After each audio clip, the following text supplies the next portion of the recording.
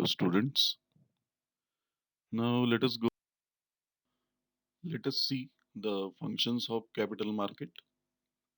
The very first functions that is the roles of the capital market, the actual purposes of the capital market. First function is promotion of thrift. What is this? Let us see. A capital market inspires people to save money. It provokes people to save money. It just stimulates the people to save the money. Why is it so? To make them sure that they earn something. So it also provides the scope of appreciation in the capital value of investment. So appreciation in the capital value of the investment. This is important. That is what the promotion of thrift. The next point, let us see in the same point. See, it offers the incentives for saving money in the form of attractive rates of interest and the dividend. We have seen in the capital market the instruments which exist are shares, different types of shares like preference and equity shares, then the bonds, debentures. So the incentive, the extra bonus you can say, or the interest will be offered, dividend will be offered on the money which will be saved. That is important. The next function of the capital market, that is investment avenues, the possibilities, the chances you're getting. A capital market provides profitable avenues, the possibilities or the chances to the investors. It also helps investors in earning maximum available return on their funds. This is important. One of the important function of the capital market, investment avenue. The third function of the capital market, liquidity. Securities used in this capital market, they are negotiable, they are passable. The investors can sell them at any time. So that is what they are negotiable. They call it as liquidity actually means conversion of the securities into cash immediately or as and when it is required. So that is what the liquidity talks about. You can just sell your securities to convert it into cash. This is what the function of capital market, liquidity. Dear all, we know the capital market mainly exists to provide the funds, capital to the people who are in need of it. So here it comes the fourth function, availability of the capital. The capital market keeps the wheels of industry and the commerce moving by providing the funds easily and quickly. So those who are borrowers, those who are in the need of funds or capital for the reason of expansion, for the reason of changing over to the new technology, so they are in the need of funds, mid-term or short-term, whatever it may be. So the funds are being provided easily and quickly in this capital market. So this is again a significant function of capital market. Moreover, it also enables the government, the semi-government agencies to raise the funds through bonds and other types of government securities. Now it enables the government to raise the funds. Government also requires the funds for the development in the country, for bringing new technology in the country, to develop the infrastructure in different regions. So definitely this function helps for that.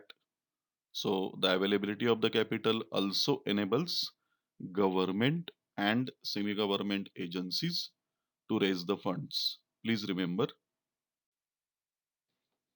Let us go ahead with the fifth function, functions of capital market, that is ready market. The borrowers get a ready market for their shares, debentures, bonds, and other instruments in the capital market. So it's a ready market with the investors existing, and they'll be investing in these kind of instruments. Instruments I have already told, in the case of capital market, it is kind of tools or kinds of means for investing. So the examples itself of the instruments are shares, debentures, different bonds, government securities. So it's a ready market for borrowers. See, here in the capital market, these borrowers they can sell their securities directly to the investors. The capital market serves a very good link between those who wants to save the money, the investors, and those who need the money. So this is very important link, the capital market. We know apart from the investors and borrowers, there are certain guiding agencies also exist who guides the investors to invest, and definitely it's a kind of ready market for the borrowers and investors both. We go ahead with the next function. Sixth function, transfer of funds. This functions of the capital market, it allows you, it gives you a mechanism to transfer your claims on the capital funds. So you can sell the securities, you can sell your shares through capital market. As I told, there are different agencies, mediators exist in the capital market who guides you when to sell, how to sell, and definitely you can transfer the funds and you can just exchange it for the worth of money. Let us go ahead with the next function. The seventh function is balance between demand and supply. A capital market brings about a very good balance between the demand of the capital and the supply of the capital. It sees to it like whatever the demand is there raised by the borrowers, by the manufacturers, by the users of the funds is fulfilled by supplying the adequate capital. So it sees to it, the capital market tries to check out that adequate investors will be available in the market. That is what it talks about, the balance between the demand and supply.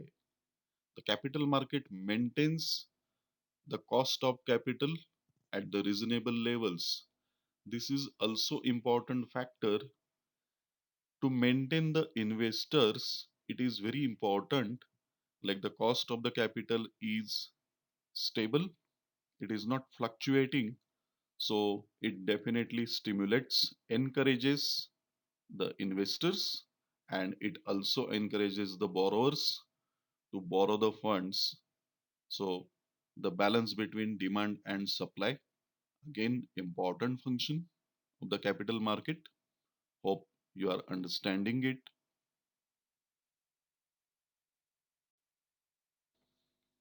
The next function, stability, the firmness, steadiness, permanence, what we say. The capital markets, as I told you, consists of different financial intermediaries, the experts, the people who guide you how to invest, from where to borrow. These experts, they can promote the stability, they can promote the permanence in the values of securities which represent the capital funds. Securities, what we talk about, again, it is kind of different equity or preference shares, the debentures. So, stability is being maintained by these experts and they can definitely promote it.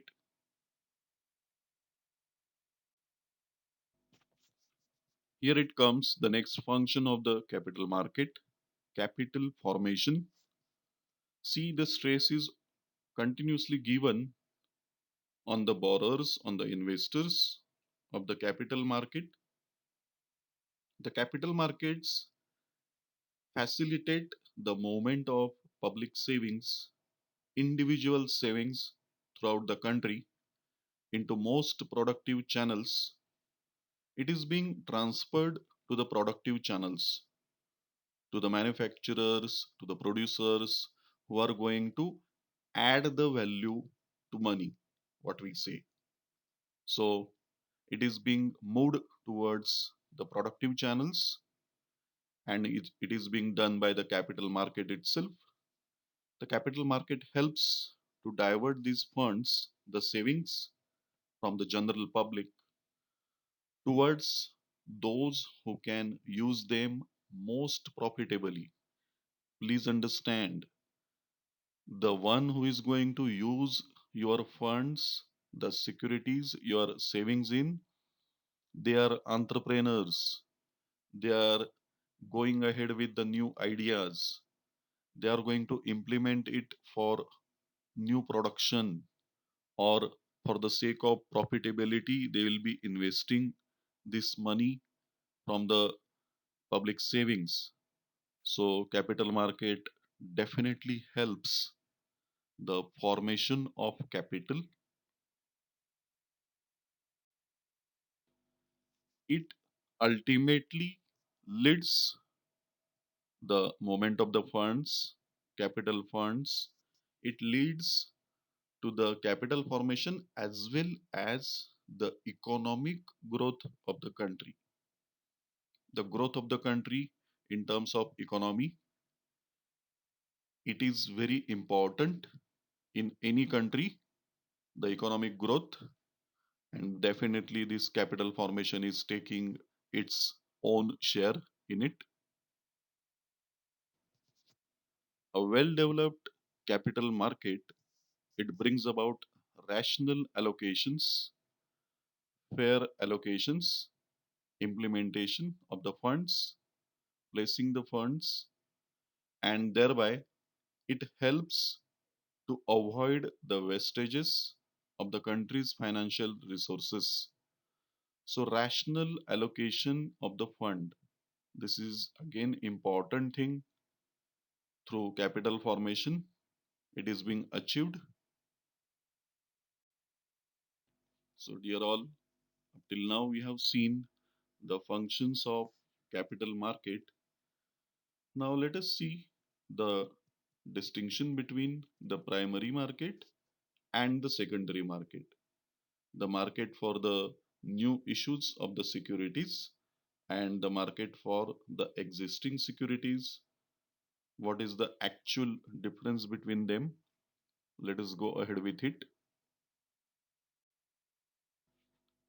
The very first basis of distinction in primary market and secondary market is nature of securities traded.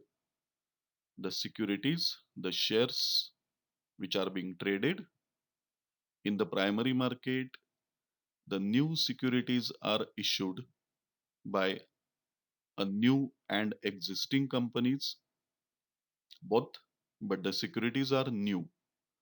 In secondary market, if you see, the existing securities only are purchased and sold.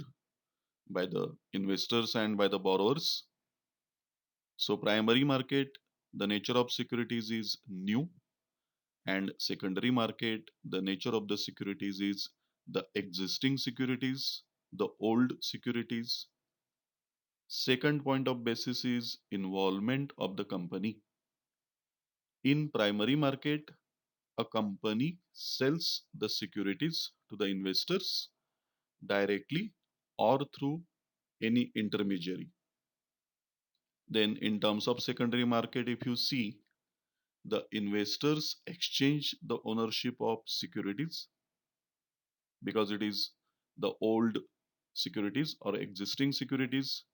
The company is not involved in it at all. It is the investors who are transferring their securities for the worth of money, for earning money. Let us turn to the next difference in primary market and secondary market.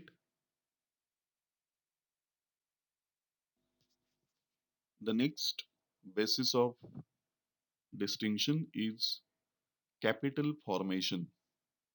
In the primary market, there is the flow of funds from savers to the investors. It is directly promoting the capital formation. In secondary market, if you see, the liquidity of the securities is enhanced, boosted. Liquidity, again, remember, it talks about converting your securities in terms of cash immediately. So that is liquidity. So liquidity of the securities is enhanced. It indirectly promotes the capital formation. So the difference is primary market directly promotes the capital formation. Secondary market indirectly promotes the capital formation. Let us turn to the next basis of distinguish buying and selling. In the primary market, only buying of the securities takes place as it is the new securities which are being launched. So there is no question of selling it. It is buying process only. In the secondary market, if you see, it deals with the old or existing securities. So you will find both buying and selling of securities taking place. That is the important difference, buying and selling. Let us move ahead with the next point of distinguishes. So the next basis of distinction is price determination. In primary market, if you see, the company determines the price of securities it is going to issue. It's a new issue.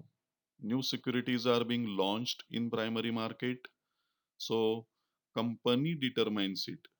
There is the hold of company to decide the price of that particular security, shares or debentures. In case of secondary market, if you see, the demand and supply of the securities, it determines the price. So how much demand is there for a particular share or debenture and what is the supply of it? It all depends upon it that what price will be of the existing securities. Then the next basis is location. The primary market, there is no fixed location or geographical location of the market as such. But in case of secondary market, definitely the market is located at specified places. So this was the distinguish between primary market and secondary market. I hope you all have understood the difference very clearly. Dear all, hope you have surely understood the concept of functions of capital market. I have explained you through different 9 points. What is the function? What is the actual role of capital market. Then we have seen just now the distinguish between primary market and secondary market, the markets which deal with the new issues of securities and the market which deals with the existing or old securities. So that's all for today. In the next lecture, you will learn about the sources, the different ways of raising capital, shares, and its features. So for today, it's time to say bye bye. Thank you so very much for listening to me carefully.